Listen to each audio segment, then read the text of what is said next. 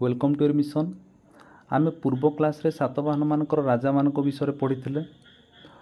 आज आमे सातवाहन मानकर एडमिनिस्ट्रेशन बा तांकर शासन व्यवस्था विषय पढ़ा।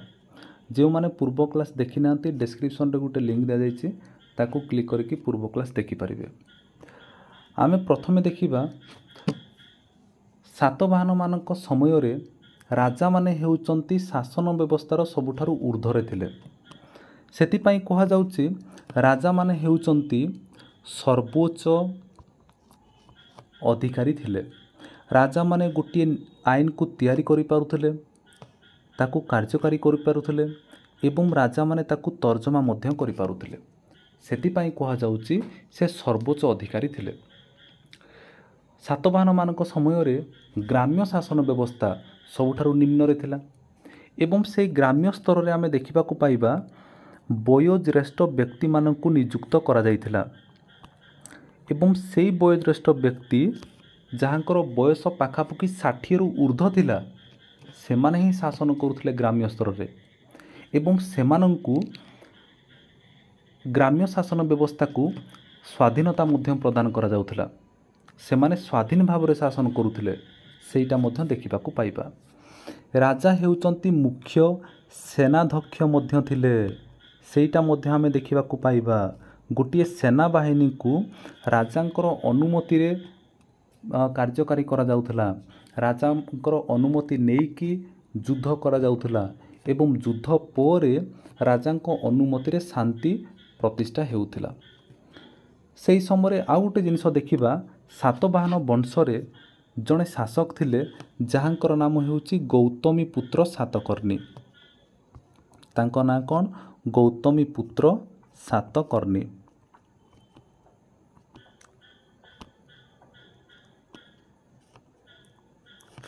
गौतमी पुत्र सातकर्णी जड़े उदार शासक थिले। से शास्त्रीय नियम अनुसार शासन करुथिले। तांको पाखरे मानविक गुण बहुत थिला। आ गोटे जिनिस देखिबा, सातवाहन माने निजस्व शैली रे शासन करुथिले। तार माने हेउची तांको पूर्वरु जो शासक माने थिले, जेपरिकी इंडो ग्रीक माने हुअंतु, शक माने हुअंतु, कुषाण माने हुअंतु, सेमानकर शासन व्यवस्था को सातवाहन माने अनुकरण करुनथिले। सेमाने निजर निजस्व शैली रे शासन करुथिले। गौतमी पुत्र सातकर्णी से जने महान व्यक्ति थिले। प्रजा मानक ठारू से निष्ठुरतार सहित कर आदाय करुनथिले। जेतिकी दरकार से कर आदाय करुथिले, सेटा आमे देखिबा को पाइबा। एवं आ गोटे जिनिस देखिबा, जेउ समय रे तांको राज्य रे प्राकृतिक दुर्विपाक देखा जाउथला, सेही समय रे से लोक मानक ठारू कर मध्य छाड़ कर देउथिले। सेटा मध्य आमे देखिबा को पाइबा। ता सहित देखिबा, सेतिपाई आमे कहि परिबा गौतमी पुत्र सातकर्णी समय रे गोटे जनमंगल राष्ट्र सृष्टि होइथिला।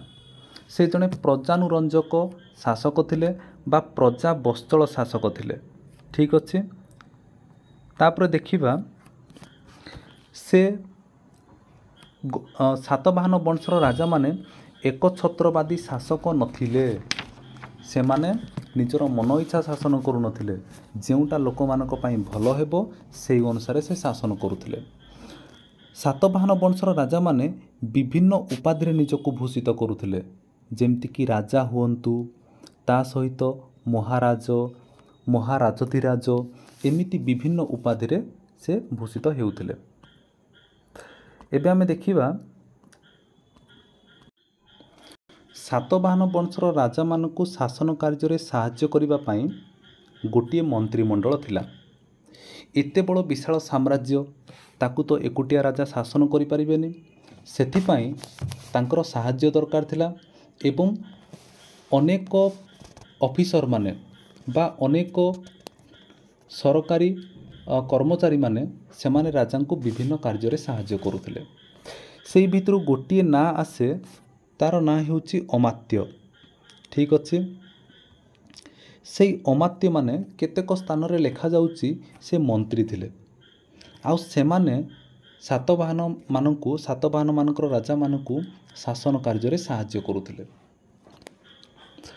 अमात्य पद सेही समय वंशानुक्रमिक नथिला। ଅମାତ୍ୟ ପଦ ଆମେ ଦେଖିବାକୁ ପାଇବା। ଗୋଟିଏ ଉଦାହରଣ, ଗୌତମୀପୁତ୍ର ସାତକର୍ଣ୍ଣୀଙ୍କ ସମୟରେ ଜଣକ ପରେ ଜଣେ ପାଖାପାଖି 6 ଜଣ ଅମାତ୍ୟ ଥିଲେ। ତାର ମାନେ ହେଉଛି ସେଟା ବଂଶାନୁକ୍ରମିକ ନଥିଲା। ତା ସହିତ ଆମେ ଦେଖିବା ଅନ୍ୟାନ୍ୟ କିଛି କର୍ମଚାରୀମାନେ ଥିଲେ, ସେମାନେ ମଧ୍ୟ ରାଜାଙ୍କୁ ବିଭିନ୍ନ କାର୍ଯ୍ୟରେ ସାହାଯ୍ୟ କରୁଥିଲେ।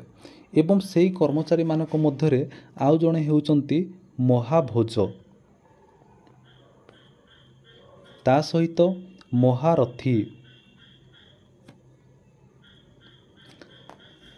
ତା ସହିତ ମହାସେନାପତି। ଏମାନେ ମଧ୍ୟ ରାଜାଙ୍କୁ ବିଭିନ୍ନ କାର୍ଯ୍ୟରେ ସାହାଯ୍ୟ କରୁଥିଲେ, ସେଇଟା ଆମେ ଦେଖିବାକୁ ପାଇବା। ତା ସହିତ ଦେଖିବା ସାତବାହନମାନଙ୍କର ରାଜଧାନୀ କେଉଁଠାରେ ଥିଲା। ସାତବାହନମାନଙ୍କର ରାଜଧାନୀ ମନେ ରଖିଥାଅ ପ୍ରତିଷ୍ଠାନ, ଇଏ ହେଉଛି ତାଙ୍କର ରାଜଧାନୀ ଥିଲା। ତା ସହିତ ନାସିକ ଏବଂ ଆଉ ଗୋଟେ ଜାଗା ବୈଜୟନ୍ତୀ, ଇଏ ହେଉଛି ସେହି ସମୟରେ ତାଙ୍କର ରାଜଧାନୀ ଥିଲା ବୋଲି କୁହାଯାଉଛି। ରାଜାଙ୍କୁ ଶାସନ କାର୍ଯ୍ୟରେ ସାହାଯ୍ୟ କରିବା ପାଇଁ ରାଜକୁମାର ମାନେ ଥିଲେ। ରାଜକୁମାର ତା ମାନେ ହେଉଛି ରାଜାଙ୍କର ଯିଏ ବଡ଼ ପୁଅ ଥାଆନ୍ତି, ସେମାନେ ମଧ୍ୟ ରାଜାଙ୍କୁ ଶାସନ କାର୍ଯ୍ୟରେ ସାହାଯ୍ୟ କରୁଥିଲେ। ଠିକ୍ ଅଛି। ଏବଂ ଆଉ ଗୋଟେ ଟର୍ମ ଆମେ ଦେଖିବାକୁ ପାଇବା, ସେ ଟର୍ମ ହେଉଛି ମହାମାତ୍ର। ମହାମାତ୍ର ମାନେ ମଧ୍ୟ ରାଜାଙ୍କୁ ଶାସନ କାର୍ଯ୍ୟରେ ସାହାଯ୍ୟ କରୁଥିଲେ। ହେଲା, ଏବେ ଆମେ ଦେଖିବା ସେହି ସମୟରେ ଗୋଟିଏ ପ୍ରଜା ହିତକାରୀ ଶାସନ ପ୍ରଚଳନ ଥିଲା। ଠିକ୍ ଅଛି। ଏବେ ଆମେ ଦେଖିବା ସେହି ସମୟରେ ଶାସନ ବ୍ୟବସ୍ଥାକୁ ବିଭିନ୍ନ ଭାଗରେ ବିଭକ୍ତ କରାଯାଇଥିଲା ଏବଂ ସେହି ଭାଗ ଗୁଡ଼ିକ ହେଉଛି ସାତବାହନମାନଙ୍କର ସାମ୍ରାଜ୍ୟକୁ କେତେ ଗୁଡ଼ିଏ ଭାଗରେ ବିଭକ୍ତ କରାଯାଇଥିଲା। ଯଦି ଛୋଟ ଛୋଟ ଭାଗରେ ବିଭକ୍ତ ନ କରାଯିବ ତାହେଲେ ଏତେ ବଡ଼ ସାମ୍ରାଜ୍ୟକୁ ଶାସନ କରିବା ଅସମ୍ଭବ ହୋଇଯିବ। ସେଥିପାଇଁ ସାତବାହନମାନଙ୍କର ସାମ୍ରାଜ୍ୟକୁ ଆମେ ଦେଖିବା କେତେ ଗୁଡ଼ିଏ ପ୍ରଦେଶରେ ବିଭକ୍ତ କରାଯାଇଥିଲା। କେତେ ଗୁଡ଼ିଏ ପ୍ରଦେଶରେ ତାଙ୍କର ସାମ୍ରାଜ୍ୟକୁ ବିଭକ୍ତ କରାଯାଇଥିଲା। ଏବଂ କେତେକ ସ୍ଥାନରେ ଆମେ ଦେଖିବାକୁ ପାଇବା ପ୍ରଦେଶକୁ କେତେ ଗୁଡ଼ିଏ ଆହାର ବା ଜନପଦ ବା ଜିଲ୍ଲାରେ ବିଭକ୍ତ କରାଯାଇଥିଲା। ଠିକ୍ ଅଛି। ଏବେ ଆମେ ଦେଖିବା କେତେକ ସ୍ଥାନରେ ପ୍ରଦେଶକୁ କୁହାଯାଉଛି ରାଷ୍ଟ୍ର, ସେଟା ମଧ୍ୟ ଆମେ ଦେଖିବାକୁ ପାଇବା। ପ୍ରଦେଶର ଯିଏ ମୁଖ୍ୟ ଥିଲେ ତାଙ୍କୁ କୁହାଯାଉଛି ଅମାତ୍ୟ, ମହାରଥୀ ଏବଂ ମହାଭୋଜକ। ଅନେକ ପ୍ରଦେଶରେ ଆମେ ଦେଖିବାକୁ ପାଇବା ମୁଖ୍ୟମାନଙ୍କୁ ରାଜା ମଧ୍ୟ କୁହାଯାଉଛି ଏବଂ ସେହି ପ୍ରଦେଶର ଯିଏ ମୁଖ୍ୟମାନେ ଥିଲେ ସେମାନେ କେବଳ ରାଜ ପରିବାର ସହିତ ବୈବାହିକ ସମ୍ପର୍କ ରଖୁଥିଲେ। କେବଳ ରାଜାଙ୍କର ପରିବାର ସହିତ ସେ ବୈବାହିକ ସମ୍ପର୍କ ରଖୁଥିଲେ, ସେଇଟା ମଧ୍ୟ ଦେଖିବାକୁ ପାଇବା। ତାଙ୍କର ସାମ୍ରାଜ୍ୟକୁ ବା ପ୍ରଦେଶର ଶାସନକୁ ଆମେ ଦେଖିବାକୁ ପାଇବା ପ୍ରଦେଶ ଅଧୀନରେ କେତେ ଗୁଡ଼ିଏ ଜିଲ୍ଲା ଥିଲା ବା ଜନପଦ ଥିଲା ଏବଂ ସେହି ଜନପଦକୁ ସେମାନେ ମୁଖ୍ୟତଃ କେତେ ଗୁଡ଼ିଏ ସହର ବା ଗ୍ରାମରେ ମଧ୍ୟ ବିଭକ୍ତ କରିଥିଲେ ଏବଂ ଗ୍ରାମ୍ୟ ଶାସନ ହେଉଛି ସବୁଠାରୁ ଶେଷ ସୀମା ଥିଲା। ସହରର ଶାସନ ବ୍ୟବସ୍ଥା ପାଇଁ ଜଣେ ଅଫିସର ଥିଲେ, ତାଙ୍କୁ କୁହାଯାଉଛି ସାମନ୍ତ। ତାଙ୍କୁ କ'ଣ କୁହାଯାଉଛି? ସାମନ୍ତ। ଏବଂ ସାମନ୍ତମାନେ ଶାସନ କରୁଥିଲେ କିନ୍ତୁ ସେମାନେ କୌଣସି ମୁଦ୍ରା ପ୍ରଚଳନ କରିପାରୁନଥିଲେ। ତା ସହିତ ସେ ସାମନ୍ତମାନେ ରାଜାମାନଙ୍କ ଦ୍ୱାରା ମନୋନୀତ ହେଉଥିଲେ। ରାଜାମାନେ ତାଙ୍କୁ ଆପଏଣ୍ଟେଡ଼ କରୁଥିଲେ ଏବଂ ଗ୍ରାମ୍ୟ ଶାସନ ବ୍ୟବସ୍ଥାରେ ଆମେ ଦେଖିବାକୁ ପାଇବା ଜଣେ ସର୍ବୋଚ୍ଚ ଅଧିକାରୀ ଥିଲେ ଯାହାଙ୍କର ନାମ ହେଉଛି ଗ୍ରାମିକ। ଦେନ୍ ଦେଖିବା ଗ୍ରାମିକ ଗ୍ରାମର ସମସ୍ତ ଦାୟିତ୍ୱ ସେ ବୁଝୁଥିଲେ ଏବଂ ଅନ୍ୟାନ୍ୟ କେତେକ କର୍ମଚାରୀ ଥିଲେ ଯେମିତିକି ଭନ୍ତାରିକ, ହେରାନ୍ତିକ,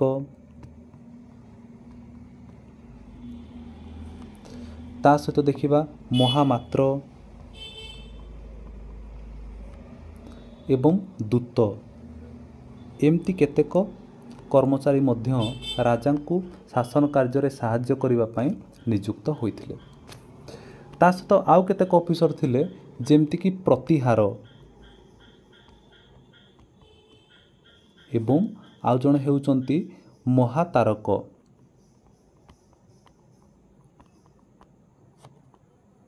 ଏମାନେ ମଧ୍ୟ ରାଜାଙ୍କୁ ବିଭିନ୍ନ କାର୍ଯ୍ୟରେ ସାହାଯ୍ୟ କରୁଥିଲେ।